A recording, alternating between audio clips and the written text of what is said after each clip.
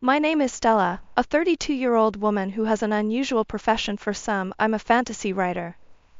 I'm not the kind of writer who's got their name plastered on billboards or anything, but I've got a solid group of readers who wait eagerly for my next book.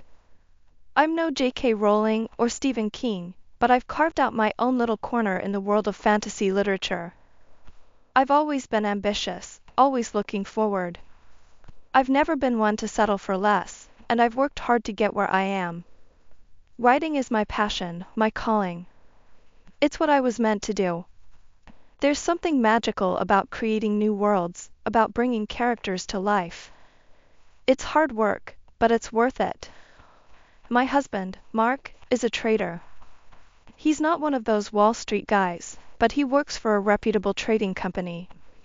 He's good at what he does, and he's proud of it. We've built a comfortable life together. We're not rich, but we have everything we need. Mark is a practical man, always grounded in reality. He's the kind of guy who prefers numbers and facts over fantasies and dreams. He's always been supportive of my writing, but I don't think he's ever fully understood it. Lately, he's been distant, more interested in his phone than in me. I've tried to talk to him about it, but he just brushes me off. Then there's my sister, Lily. She's 22, a whole decade younger than me, and she's still in college. Lily is studying to be a psychologist. She's always been fascinated by the human mind, by what makes people tick. She's bright, ambitious, just like me. I've always been proud of her, always supported her. I've even been paying for her tuition. I thought we had a strong bond, but I was about to find out just how wrong I was. My parents, they're simple, hard-working people. They've always done their best to provide for us. They're not perfect, but they're my family. They've always been there for me, through the ups and downs. I could always count on them. Or so I thought. Life was going okay, I guess. I was busy working on my next book, juggling household chores, and trying to keep my marriage from falling apart. I was stressed, sure, but I thought it was just a phase, something we'd get through. Mark and I began to move away from each other. Each day was the same. He'd return from work, tired and irritable, his briefcase slapping against the wooden floor as he tossed it aside. His fingers would dance over his phone screen, a silent orchestra playing a tune only he could hear. Our conversations had been replaced by the dull hum of the television and the rhythmic tap of his thumb on the phone screen. "Mark, could you lend a hand with the dishes?" I asked one evening, my voice echoing in the kitchen. My fingers were pruned from washing, and my back ached from hunching over the sink. My day had been consumed by crafting fantastical worlds, my mind teetering on the edge of reality and imagination. "In a bit, Stella," he replied, his eyes never leaving the glowing screen. His voice was distant, as if he was in another world, a world where I didn't exist. "But I've been working all day too," I protested. My words fell on deaf ears. His attention was elsewhere, swallowed by the digital vortex in his hands. Our conversations, once filled with laughter and shared dreams, had morphed into verbal duels. "You just don't understand, Stella," Mark would snap, his face contorting into a mask of frustration.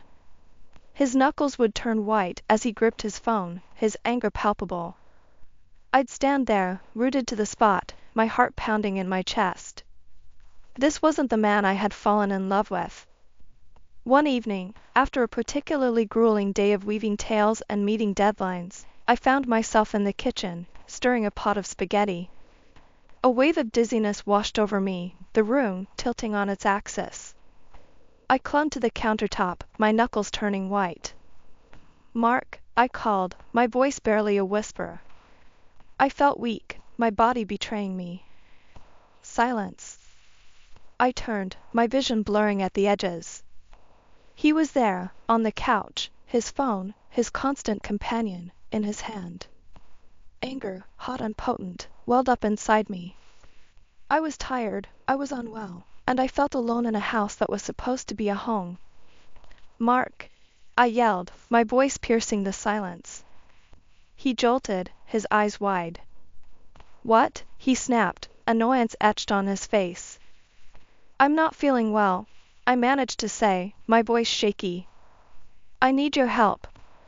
He sighed, a sound that echoed throughout the room. He put his phone down and helped me to the couch.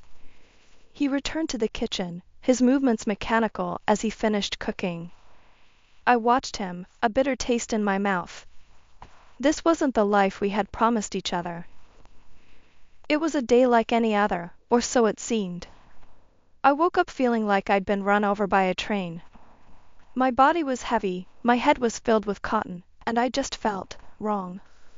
I decided to get checked out, thinking it was just a nasty bug or something. But the doctor's words hit me like a ton of bricks. Cancer. Cancer? I echoed, my voice sounding small and far away in a sterile room. I felt the world tilt on its axis, my mind struggling to comprehend the news. Yes, Stella, the doctor said, his voice steady, his face a mask of professional sympathy. We need to get you started on treatment right away. I was admitted to the hospital that same day. My world, which had already been shaky, was thrown into complete chaos. I was terrified, I was angry, and I felt so incredibly alone. Mark showed up at the hospital after work. He was agitated, tense, and there was something else about him that I couldn't recognize. Maybe waiting? Stella, he stammered, his voice choked with emotion. I don't know what to say. I looked at him, really looked at him, for the first time in a long time. He was here, with me, and in that moment, I realized that we were in this together, for better or for worse. I didn't know then that my sense of hope was false.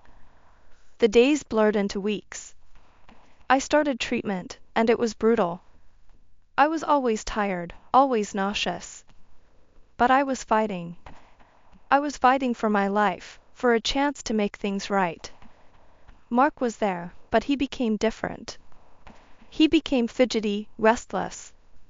He'd sit by my bed, tapping his foot incessantly, checking his phone every few minutes. He'd tell me stories to distract me from the pain, but his mind seemed to be elsewhere. I wish I could say that the diagnosis brought us closer, that it mended the cracks in our relationship, but it didn't.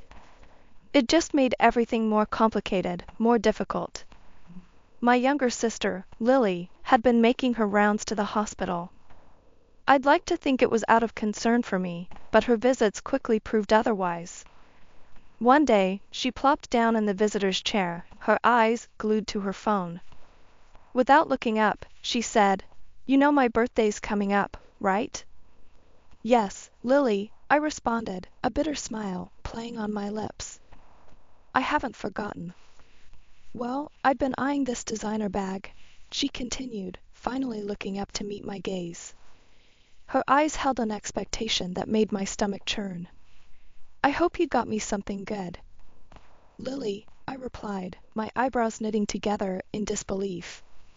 "I'm in the hospital. I haven't had a chance to go shopping." She rolled her eyes, a scowl forming on her face. "You've always been so selfish, Stella. Always thinking about yourself." Her words were like a punch to the gut. But I swallowed the hurt, letting out a sigh before responding. "Lily, I love you, but the world doesn't revolve around you. I'm lying here, sick, and all you can think about is a designer bag? That's not right, Lily. You need to think about your priorities." Her face turned a bright shade of red, her eyes welling up with angry tears. She stormed out of the room, leaving me alone with my thoughts. A whole week passed. My husband, Mark, didn't call or visit. I tried reaching out to him, but he never answered. His silence was like a knife to my heart. How could he leave me alone in the hospital like this? Just when I thought things couldn't get worse, Mark walked into my hospital room one day. But he wasn't alone.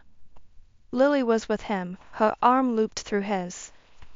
They were smiling, laughing, their behavior strikingly similar to that of a couple.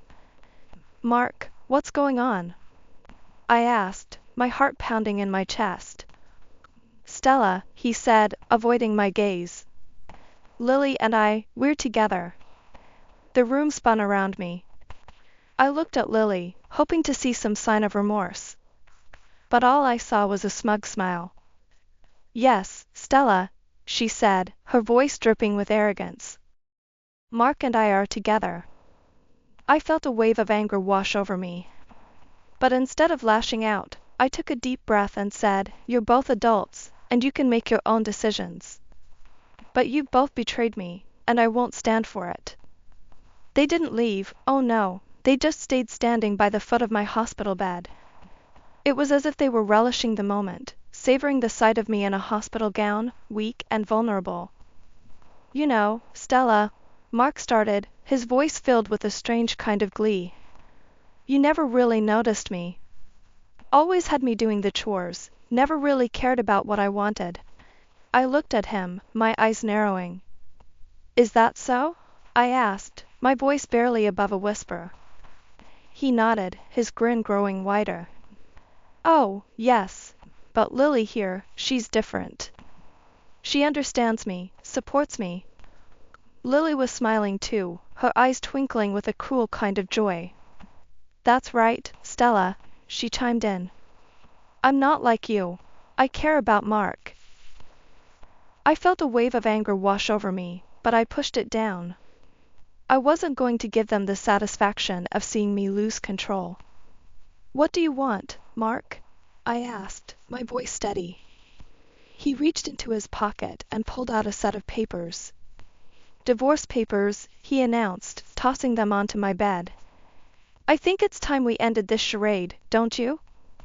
I picked up the papers, my eyes scanning over the words. Divorce. So, this was it. This was the end. I reached for a pen and signed the papers, my hand steady.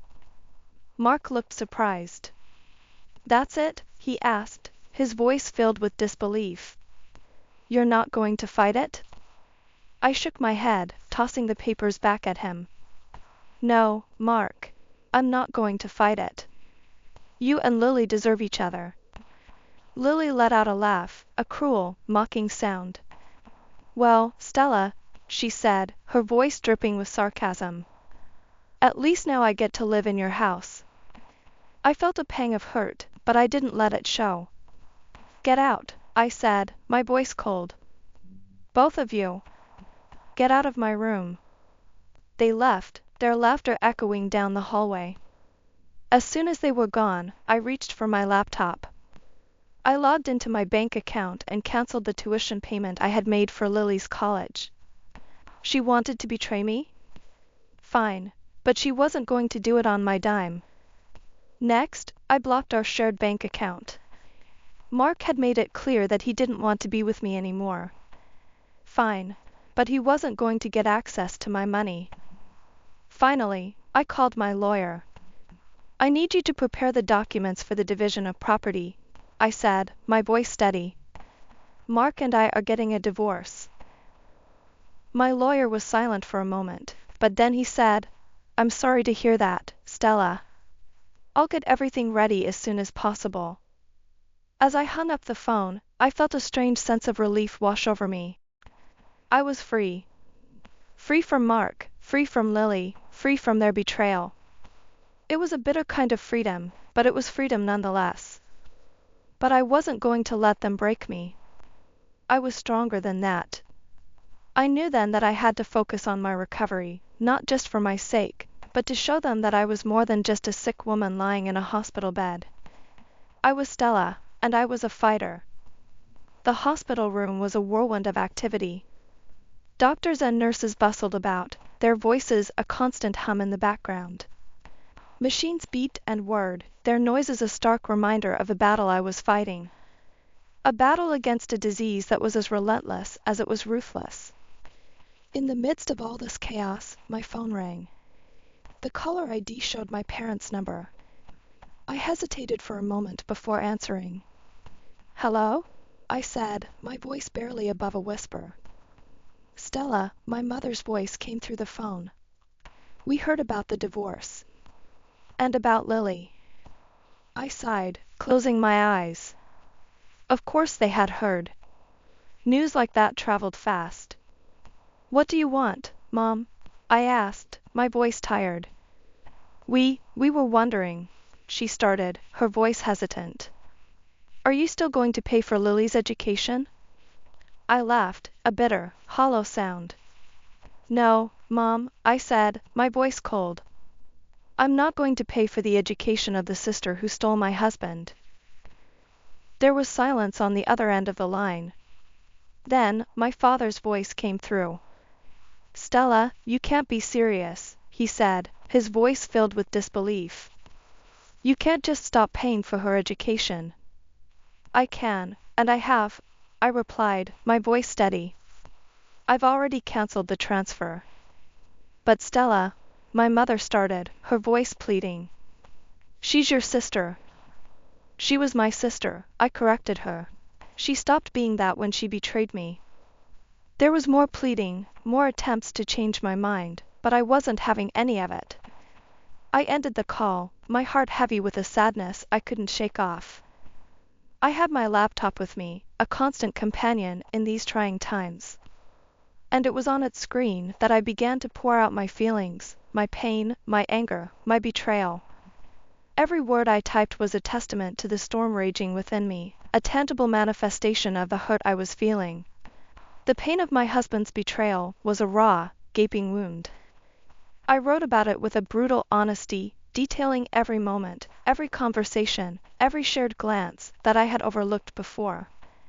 I wrote about the shock, the disbelief, the denial, and finally, the acceptance. I wrote about how I had loved him, trusted him, and how he had thrown it all away for my sister. The pain of my sister's betrayal was a different kind of hurt. It was a betrayal of trust, of sisterhood, of shared childhood memories. I wrote about our shared laughter, our shared tears, our shared dreams, and how she had shattered it all with one selfish act. I wrote about the anger I felt towards her, the disappointment, the sense of loss. And then there was the pain of my parents' misunderstanding. The people who were supposed to be my pillars of support, my safe haven, were more concerned about my sister's education than my well-being. I wrote about the hurt their indifference caused, the loneliness, the feeling of being utterly alone in my struggle. Every word I typed was a catharsis, a release of the pent-up emotions threatening to drown me. I wrote about my pain, my anger, my betrayal, but I also wrote about my determination, my resilience, my will to fight. I wrote about the woman I was, the woman I had become, and the woman I aspired to be. In the midst of my darkest hour, I found my voice. I found a way to channel my pain into something creative, something powerful. I was no longer just a woman battling a deadly disease. I was a woman with a story to tell, a story of betrayal and resilience, of pain and strength. And so, I wrote. I wrote until my fingers ached, until my eyes grew heavy with fatigue. I wrote until the words stopped coming, until I had poured out every last bit of my heart onto the pages of my book. As I closed my laptop, a sense of calm washed over me. I had done it. The sterile silence of the hospital room was shattered when the door burst open. In stormed Mark and Lily, their faces twisted into masks of rage and disbelief. Their appearance was a stark contrast to the clinical white of the room, a violent disruption to the quiet hum of the machines monitoring my vitals. What the hell, Stella? Mark's voice echoed in the room, his words hanging in the air like a toxic cloud. He was waving a piece of paper in his hand, a bank statement that showed the halted payments for Lily's tuition. I looked at him, my eyes cold and unyielding. It's a bank statement, Mark, I replied, my voice steady, even as my heart pounded in my chest. You're a smart man. You can figure out what it means. His face reddened, his jaw clenching in anger. You stopped the payments for Lily's tuition, he accused, his voice filled with outrage. You can't do that. The sound of my laughter cut through the tension in the room. It was a harsh, bitter sound, devoid of any real humor. I think you'll find that I can, I retorted, a smirk playing on my lips. And I have. You two will have to sort out your own finances now. Lily, who had been standing silently by Mark's side, finally found her voice. Stella, I need that money, she pleaded, her eyes wide with desperation. I can't finish my degree without it. I turned my gaze to her, my eyes hard. Well, Lily, I replied, my voice icy. You should have thought about that before you decided to betray me. Actions have consequences.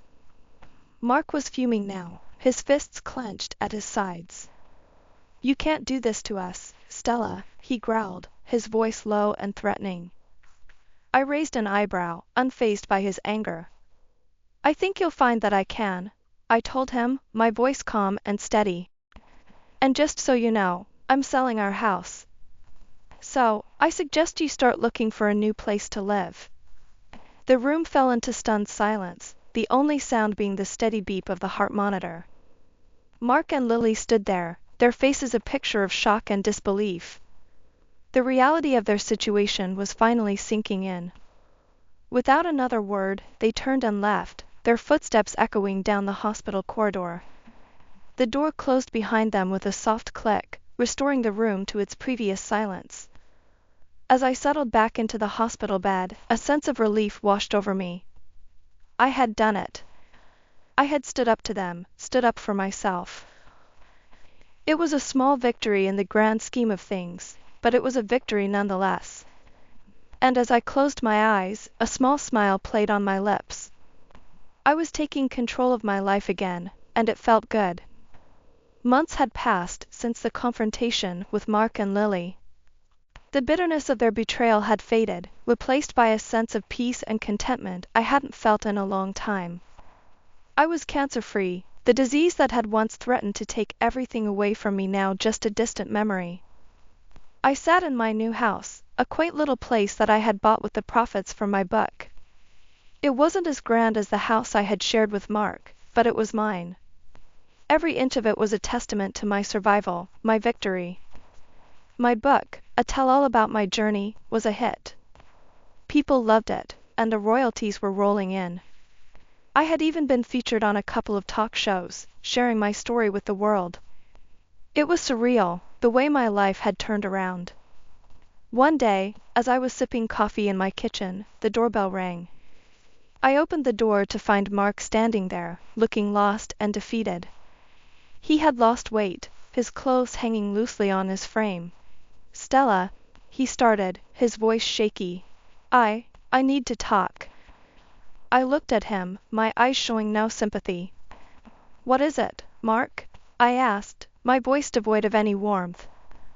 He swallowed, his Adam's apple bobbing in his throat. I messed up, Stella, he confessed, his eyes downcast. Lily and we broke up. She's moved back in with your parents. I couldn't help but feel a sense of satisfaction. Karma had finally caught up with them. And why should I care, Mark? I asked, my voice cold. He looked up at me, his eyes pleading. I just wanted to apologize, Stella, he said, his voice barely above a whisper. I'm sorry. I stared at him for a moment, taking in the sight of the man who had once meant the world to me. He was a shadow of his former self, broken and defeated, but I felt no pity for him. Your apology means nothing to me, Mark, I told him, my voice firm. You made your bed, now lie in it. With that, I closed the door in his face, leaving him standing on the porch. I returned to my kitchen, my coffee now cold, but I didn't care. The sweet taste of victory was far more satisfying. As I sat there, sipping my cold coffee, I couldn't help but smile. I had come out on top, stronger and happier than ever. I had survived the betrayal, the disease, and come out the other side a better person. I had tasted victory, and it was sweet. I had won. And as I looked around my new house, my new life, I knew that I had finally found my peace. I was content, happy. And for the first time in a long time, I was truly free. And so, my story ends here. Not with a bang, but with a quiet sense of satisfaction. A victory not just over my disease, but over the people who had tried to bring me down. A victory that was all the more sweet because it was mine, and mine alone. I had won. And the sweet taste of victory was all I needed.